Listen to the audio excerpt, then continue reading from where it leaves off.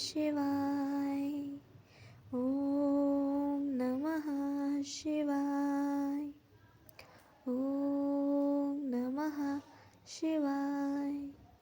शिव महापुराण चतुर्थ कोटि रुद्र संहिता 25वां अध्याय। गौतम की धर्म व्यवस्था। सूत जी बोले, हे ब्राह्मणों, एक समय जब गौतम ऋषि ने अपने शिष्य को जल लाने के लिए भेजा, तब वे पात्र लेकर गर्त पर गए।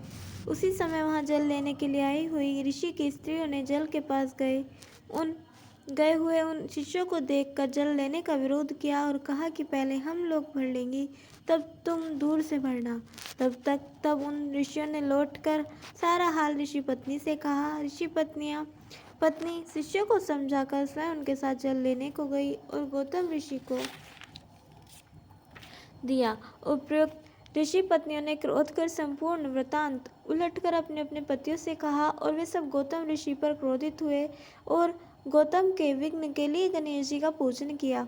तब भक्तों की इच्छा अनुसार फल को देने वाले गणेश जी प्रसन्न हो प्रकट हुए और बोले, मैं प्रसन्न हूँ, वर मांगो। गणेश जी कैसे वचन सुनकर ऋषि बोले, यदि आप प्रसन्न हैं तो ऋषि द्वारा धिक्कार दिलाकर गौतम को इस स्थान से बाहर निकाल दें और मेरे ईश्वर को आप पूर्ण करें। ऋषि की इस प्रार्थना को सुनकर गणेश जी बोले, दुर्जन पुरुष सज्जनता को और सज्जन पुरुष दुष्टता को कभी भी प्राप्त नहीं होते।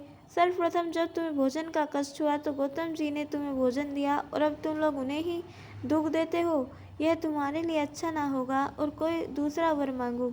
इतना कहने पर भी ऋषियों ने गणेश जी के वचन को न माना और भक्ति की अधीनता के वशीभूत हो शंकर जी के पुत्र गणेश जी उन दुष्ट आत्मा मुनियों से बोले, तुम सब जो प्रार्थना करते हो वही होगा, परंतु पीछे जो होनहार है वह भी होगा। ऐसा कह वे अंतर ध्यान हो गए। गौतम जी मुनियों के इस कपट भेद को नहीं जानते थे। हे मुनि ऋषो, इसके पश्चात केदार तीर्थ पर जो ब्रह्म ही उपजे हुए थे, वहां पर गणेश जी दुर्बल गौ का रूप धारण कर गए और कांपती हुई गौ ब्रहीन को भक्षण करने लगी। इसी समय गौतम जी वहां पर आ गए और एक तर्ण के स्तंभ से गाय को निवारण किया, जिससे वह गाय पृथ्वी पर गिरकर ऋषियों को देखते देखते मर गई।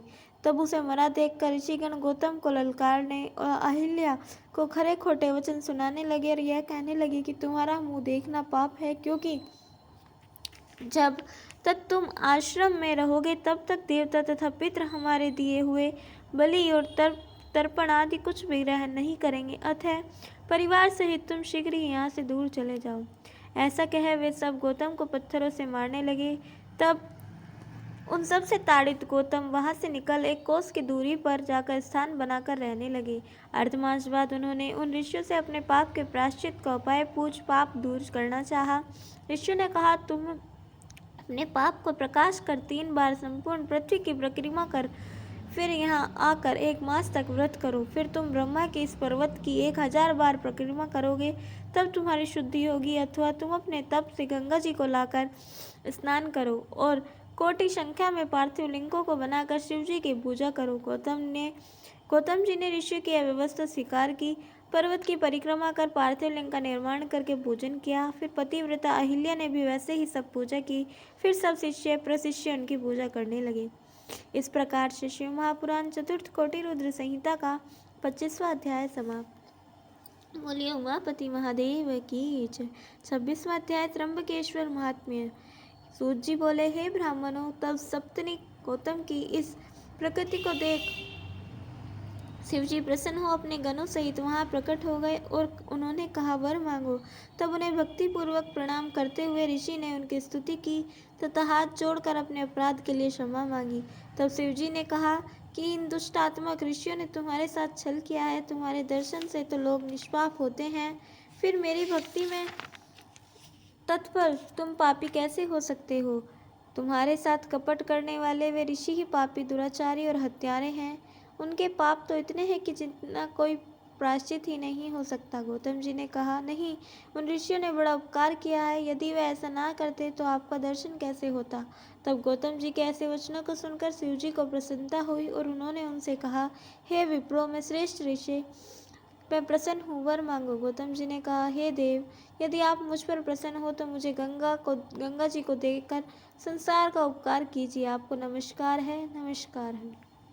तब शिवजी ने गंगा जी का बचा हुआ वह तत्वरूप जल जो उनके विवाह के समय ब्रह्मा जी ने उन्हें दिया था मुनि को प्रदान किया। फिर तो गंगा जी एक परम सुंदर स्त्री के स्वरूप में वहां प्रकट हो गई, जिन्हें प्रणाम कर गौतम जी ने यह कहा कि हे गंगे, आपने सब लोगों को पवित्र किया है, अतः मुझ नरक में गिरे हुए को भी पवित्र कीजिए। इसी समय शिवजी ने भी गंगा जी से कहा कि हे गंगे, तुम मेरी आज्ञा से इन गौतम को पवित्र करो। तब गौतम और शिवजी के वचनों को सुनकर गंगा जी ने कहा, मैं सपरिवार गौतम को पवित्र तो करूंगी, परंतु इसके बाद फिर स्वर्ग को चली जाऊंगी। यदि आपको यह स्वीकार हो तो कहिए। शिवजी ने कहा, नहीं, जब तक कलयुग रहे और 28वां वैवस्वत मनु हो तब तक तुम यहीं रहो। गंगा जी ने कहा, अच्छा, यदि मेरा इतना महात्म्य होगा तो मैं रहकर भी कर सकती हूँ, परंतु आप ही पार्वती सहित तब तक मेरे साथ पृथ्वी पर निवास करें। तब संसार के उपकारार्थ शंकर जी ने यह भी स्वीकार किया। ऋषियों सहित सबने गौतम जी के साथ मिलकर गंगा सहित शिवजी की पूजा की। तब उन सबसे पूजित हो शिवजी सहित गंगा जी वहाँ स्थित हुई और गंगा जी गौतमी नाम से प्रसिद्ध हुई तथा वह लिंग त्र्यंबक नाम से विख्यात हुआ। जो इसकी सेवा करता है वह सब पापों से छूट जाता है। हे मुनि ऋषियों, जो आप लोगों ने पूछा था वह मैंने कहा। अब और क्या सुनना चाहते हैं, कहिए। इसमें संदेह नहीं है कि वह सब मैं आप लोगों को सुनाऊंगा। इस प्रकार से शिव महापुराण कोटि रुद्र संहिता का 26वां अध्याय समाप्त। बोलिए उमापति महादेव की जय। कल हम सुनेंगे 27वां अध्याय त्र्यंबकेश्वर महात्म्य वर्णन और 28वां अध्याय वेदनाथेश्वर द्वारा रावण को वर प्रदान। तब तक के लिए जुड़े रहे। हर हर महादेव।